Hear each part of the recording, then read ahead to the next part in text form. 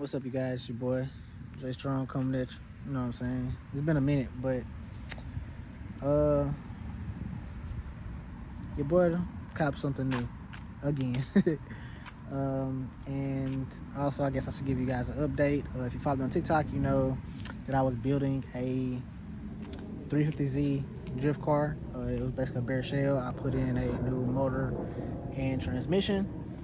Unfortunately, the car is gone. Ended up selling that car because I got something else. Somebody offered me a good price for it. I kept my motor and transmission. So I guess we'll just jump into it. I'll just show you guys what you're about. So your boy decided to pick up another 350Z. So this is also a 2003 350Z. I'm not sure what trim it is, but it does come with the VQ35DE with the 6-speed CD 01 trans. It's supposed to come with the 01 trans. I haven't gotten up under and actually verified. Now, if it did come with the 09, somebody has already swapped it out. That would be dope, like somebody did my G35. But yeah.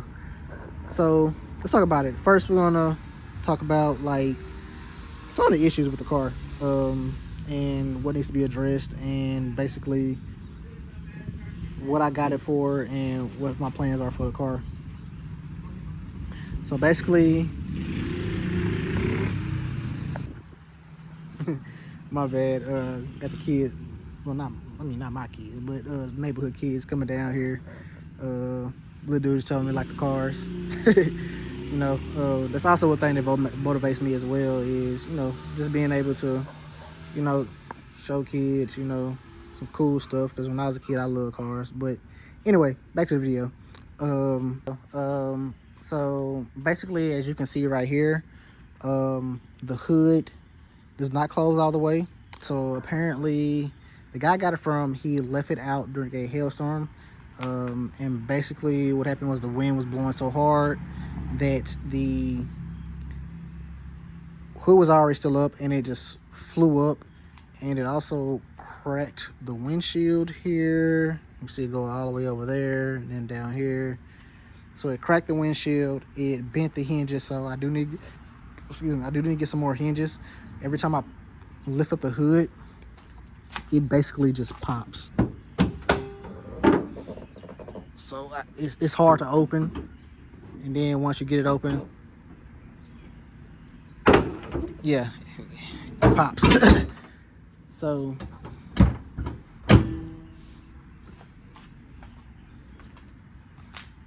basically need to get another hood. Oh wait, that fit right there. Oh yeah.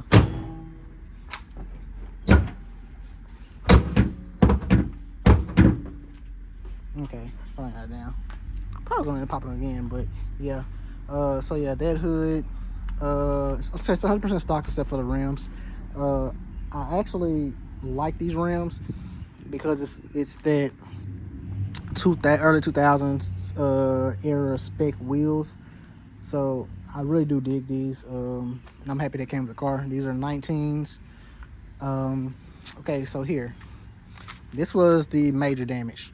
So basically, when I got this car, and I had to do this instantly, so that's why I couldn't actually record for you guys and show you guys the process of, you know, the first things I'm doing to this car, because this rear hatch window, it was shattered.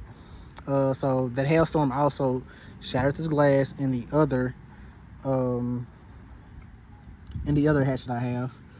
And so basically what happened was I had to drive this thing home, and literally I had to put a tarp on there that night because it rained. It wasn't supposed to rain at night, but it ended up pouring down rain, so I had to put a tarp on here.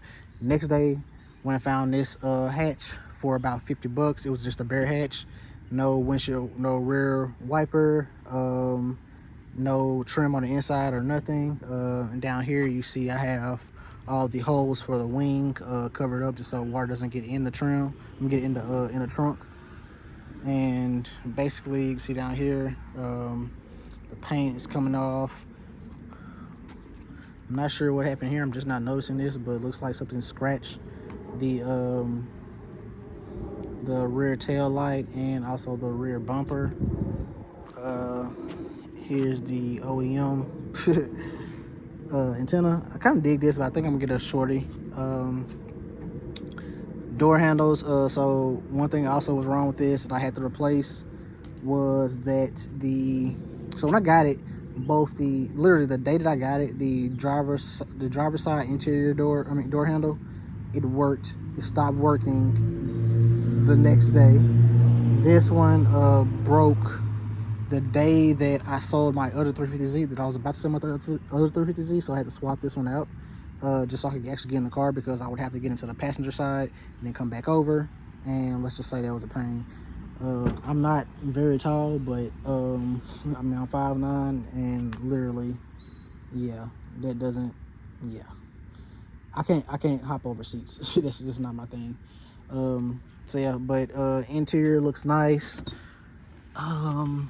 Just need to be vacuumed out. I'll be doing it eventually. Seats have a little rip in them, but hey, usually 350Z and G35 seats are ripped completely. Say everything is pretty much stock in here, except for the shifter as well. Don't mind the trash in here. I just got it. I haven't really cleaned this thing out yet, so I actually vacuumed it out because there was glass in here, but I haven't really cleaned out the car just yet. I actually have a neighbor that wants to come and wash the car, so I'll probably end up letting him wash the car. You know, little neighborhood kid. You can see here, the trim is not on. I haven't put the trim on just yet. Or the wing. This is the wing from my old hatch, and this is the trim pieces that will go on here. What else? Let's see. And here's the passenger side. The door needs paint. What else? I mean, there's not much to this car. This tire right here, it goes down every few days. What else?